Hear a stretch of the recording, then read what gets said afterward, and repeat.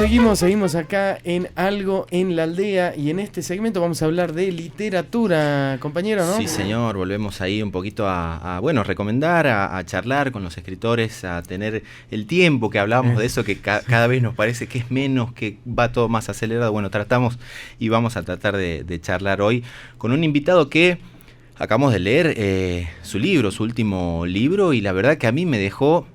hacía mucho que no me sorprendía y no me dejaba llevar tanto por relatos tan lindos, y vamos a hablar de eso ahora. Presentamos, bienvenido a la aldea, Felipe Quiroga, ¿cómo va? ¿Qué tal? Bien, muchas gracias por la invitación primero, también por la lectura, que es un poco, hablábamos por ahí antes de salir al aire, de qué lindo es eso, poder hacer la entrevista con el libro leído, porque puede generarse otra charla, ¿no? Así que muchísimas gracias por eso también. Que en este caso digo, porque puede ser que también un invitado nos traiga el libro y esté bueno, pero capaz que no nos cope tanto, o no sea de nuestro estilo el que más leemos, pero en este caso a mí me sorprendió bastante, lo disfruté mucho. Y vamos a tratar, bueno, Felipe es licenciado en Comunicación Social, sí, tiene un máster en Periodismo, y vamos a tratar de por ahí meternos en los procesos creativos también, que nos interesa mucho saber. Principalmente es recomendar la obra tuya, pero por ahí me gustaría...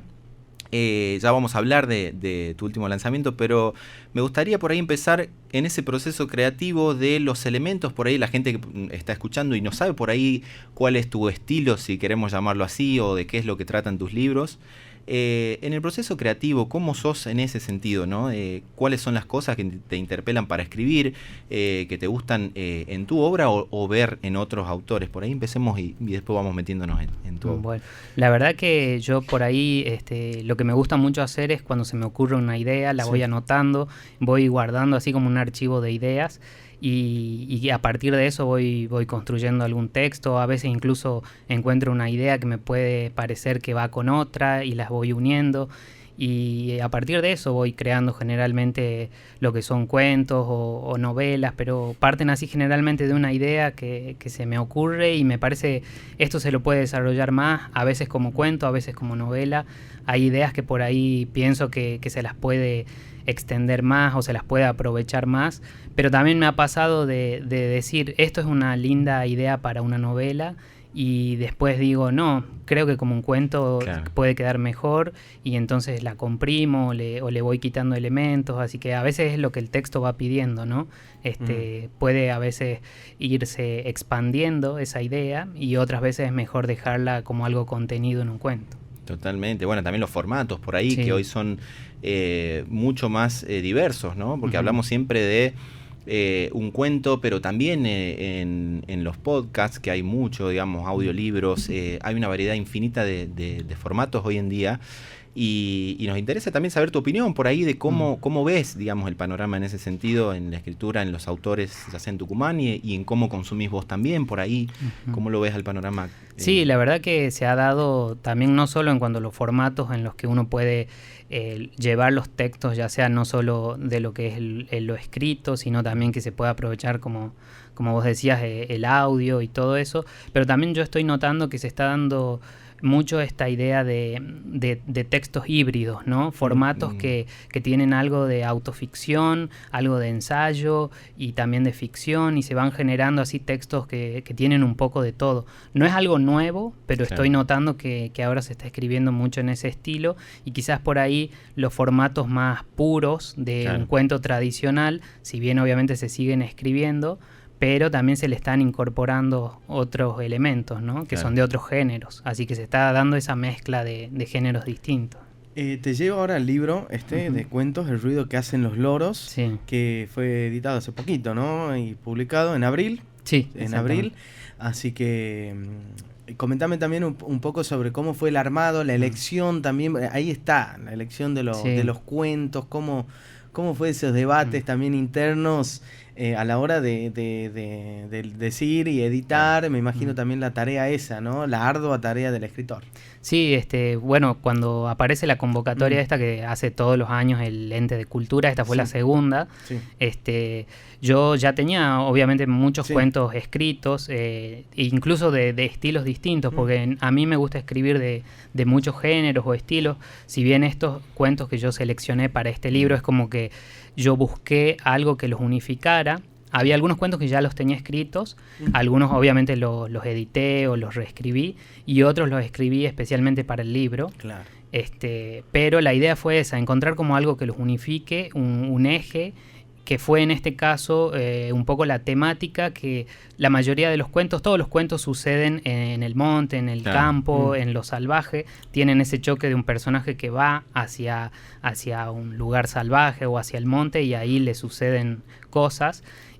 Y también un poco el título que decidí darle al libro, que es bueno, el último cuento, pero también me parecía que esta idea del ruido que hacen los loros es un concepto que yo notaba que estaba presente en todos los cuentos, que hace referencia a lo que puede ser una idea o un sentimiento, algo que está como latente, pero que no llega a concretarse del todo. Son cuestiones que les pasan a los personajes, que por ahí los atraviesan, ya sea, por ejemplo, un trauma que tuvieron, un sentimiento de culpa, un resentimiento, algo no resuelto que está en tensión ahí, y el ruido que hacen los loros hace referencia a este concepto, ¿no? Así que busqué que todos los personajes, todos los cuentos tuvieran eso, este elemento que los unificara, ¿no? Y bueno, la selección no fue al azar, claro. Digamos que yo traté de arrancar con un cuento con potencia, un cuento fuerte. De hecho, el primer cuento con el que arranca lo escribí, El Dique, lo escribí para este libro y me gustó ponerlo así al principio. Buenísimo. Y bueno, y después en el medio fui seleccionando, como pensando, ¿no? ¿Cuál podía ser el camino del lector de decir, bueno, ya que empecé con con el que sigue, claro, vamos con otro estilo? Y después fue una selección, sí, que la hice cuidadosa y pensada al detalle, ¿no? Para llevar ese recorrido. Claro, y yo decía por ahí al principio que hacía mucho que no conectaba, bueno, con relatos que por ahí no, hacía mucho que no leía y que tenía esa sensación de el suspenso cuando uno va desarrollando la lectura. Y hay cosas, y dos cosas que quiero marcar, identificaciones también, ¿no? Porque si bien hay cosas que rozan a veces lo sobrenatural y lo ponen a pensar uno, pero esto tiene que tener una explicación, no se puede. Y hay otra cosa que te deja pensando, como diciendo, no, sí, puede ser que no tenga explicación, que sea.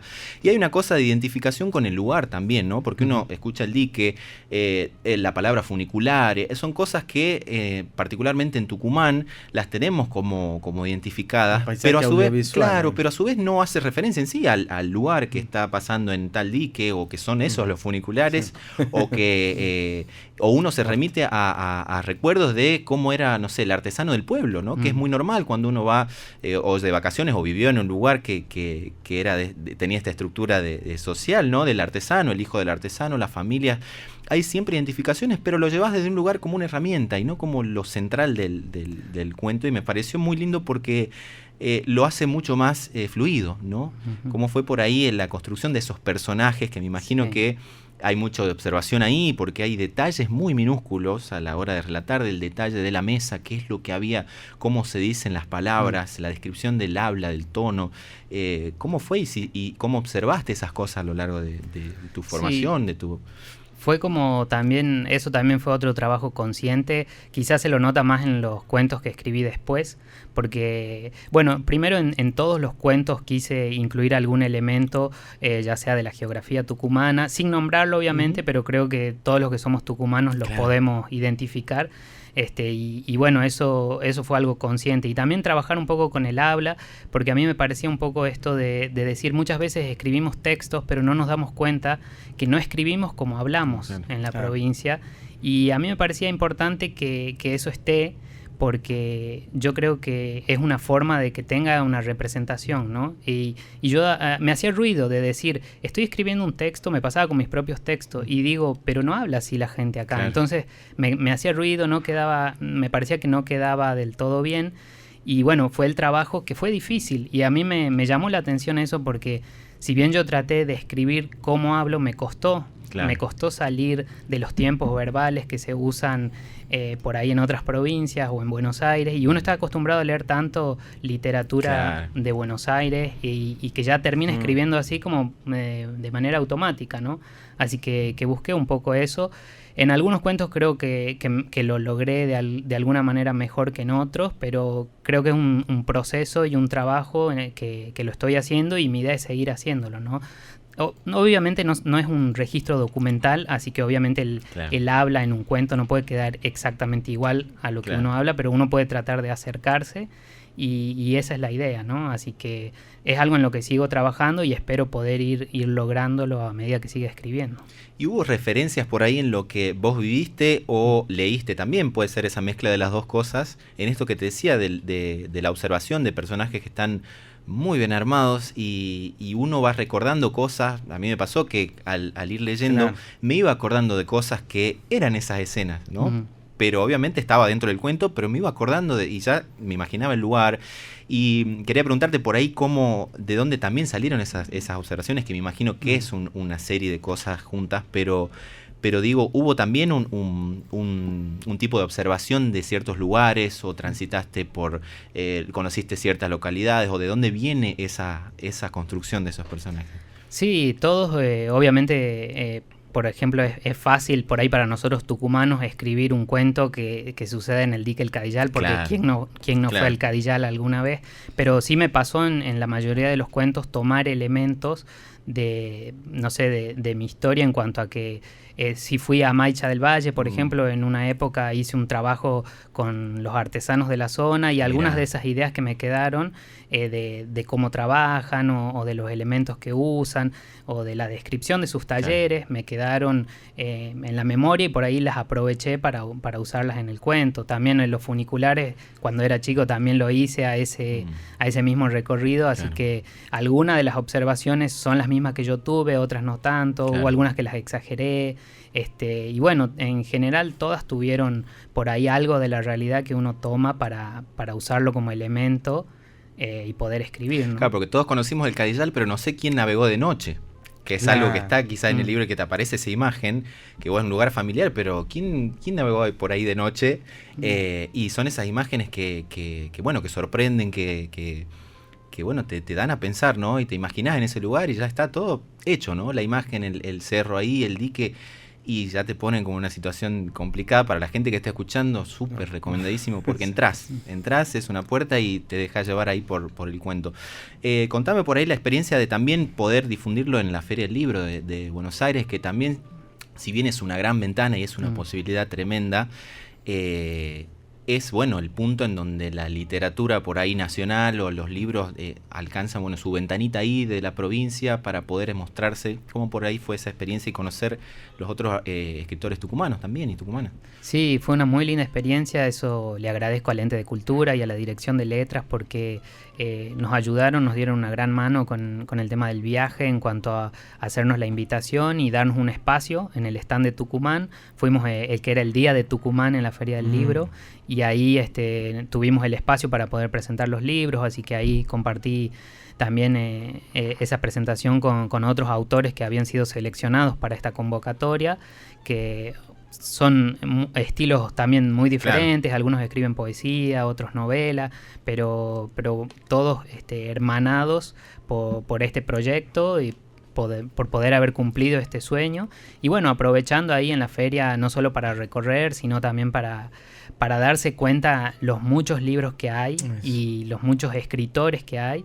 Y qué importante es poder llegar al público, ¿no? Así que en esa lucha de poder darse a conocer y que se lean los cuentos, ¿no? Así que fue una muy linda experiencia, la verdad, y poder haber conocido también a los otros autores fue muy grato. Claro, y también la gran representación que tuvo Tucumán ahí, nos comentaron que aparte vendieron libros, las editoriales de acá, ¿no? Que viajaron, Gerania, que estuvimos hablando acá.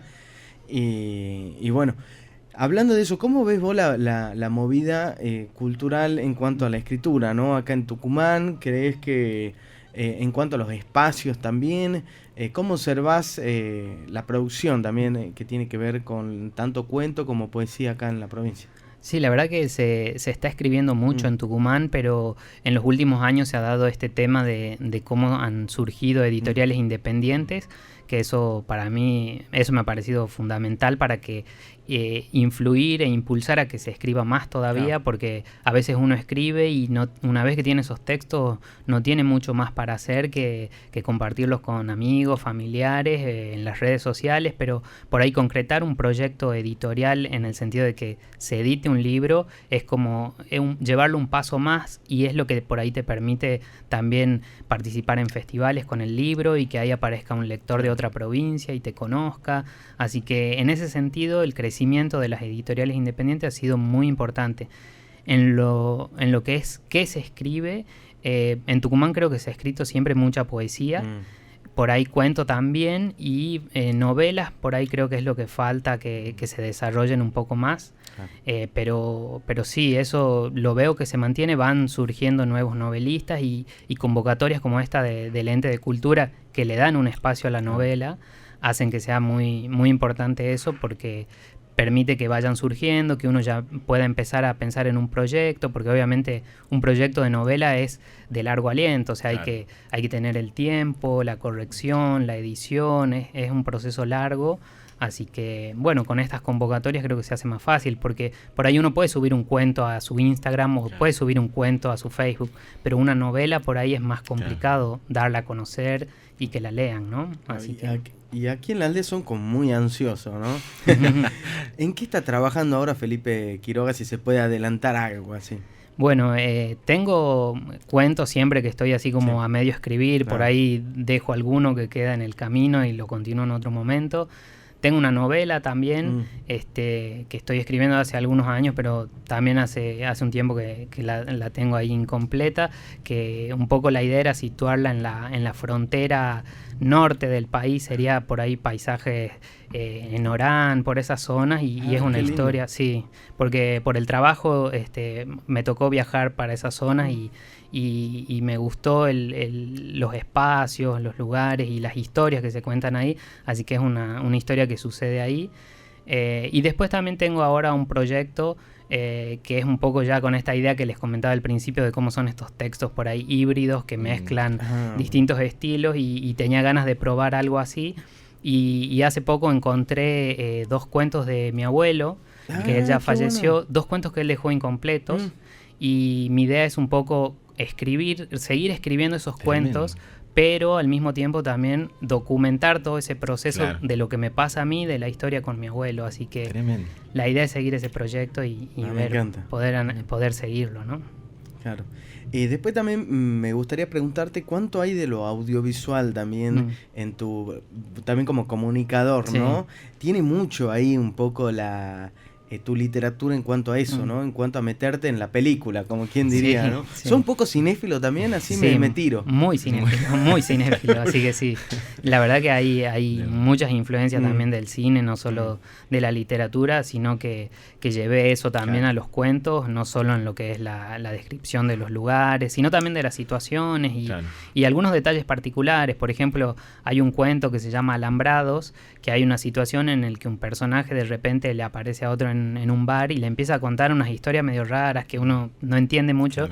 Eso fue un guiño, por ejemplo, a las películas de los hermanos Coen, que a mí me gustan mucho, que siempre aparece así un personaje de repente que te cuenta alguna anécdota, alguna historia, y que vos no sabes bien cuál es su intención. Así que sí, como que en todos los cuentos traté de incluir algo. Por ejemplo, en el cuento del ruido que hacen los loros, un poco cuando se me ocurrió la idea de escribirlo y todo, también hubo una película, no me puedo acordar ahora cómo se llama, pero una película con...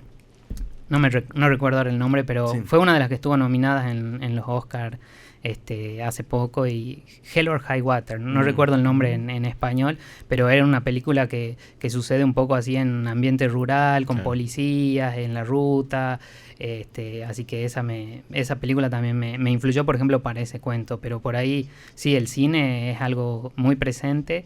en mi vida, algo que consumo mucho y que también me influye en directores y en cuanto a su forma de filmar también. Claro, las identidades que tiran a esto. Claro, que tiene que ver con eso.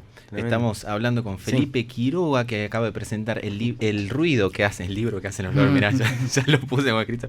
El ruido que hacen los loros, que para la gente que está escuchando, ¿dónde se pueden contactar para conseguirlo? Para que ya está interesado en los cuentos, en las imágenes, a ver, ¿dónde pueden conseguirlo? Bueno, eso también es algo interesante en cuanto a lo que me preguntaban recién de cómo está el ambiente tucumano cultural. También el surgimiento de muchas librerías independientes que trabajan vendiendo por internet. Eso también está siendo muy importante porque también ayuda a difundir y a acercar los libros a los lectores, porque obviamente uno no puede llevar su libro al Ateneo o a Cúspide porque no te lo toman, pero estas librerías, que hay un montón, te nombro algunas: Madreselva, Librera Ambulante, Librería Atrapasueños, El Grimorio Libros, todas estas librerías tienen sus páginas, claro, sus cuentas de Instagram, en Facebook, ahí lo pueden buscar y ellos me están ayudando a poder venderlo. Sí. Y también en tu perfil de Facebook e Instagram. En mi perfil de Instagram, que es FQ Escribe, ahí también me pueden contactar si alguien está interesado en el libro y seguramente ahí coordinamos para hacérselo llegar. Recomendadísimo entonces El ruido que hacen los loros, vayan.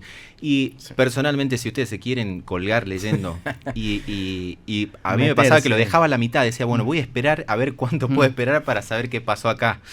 Y después tenía un giro y decía, bueno, ya tiene que terminar. No, hay otra cosa más que pasa después. Si ustedes quieren colgarse de esa manera, recomendadísimo El ruido que hacen los loros, cómprenlo, léanlo, porque se van a llevar muchas sorpresas. Feli, la verdad que un gusto enorme tenerte acá, y ya sabes, las puertas de la radio abiertas para cuando esté el próximo lanzamiento o donde sea. Está abierta la aldea para... Buenísimo, muchas gracias por la invitación, por el espacio y sobre todo también por la lectura. Muchas gracias. Mucho de radio no tiene redes sociales. Así que pasa también tu número de teléfono para la gente que quiera comunicarse directamente ahí para pedirte el libro. Dale, 381-639-1880. Ahí va. Bien, entonces ahí anotado.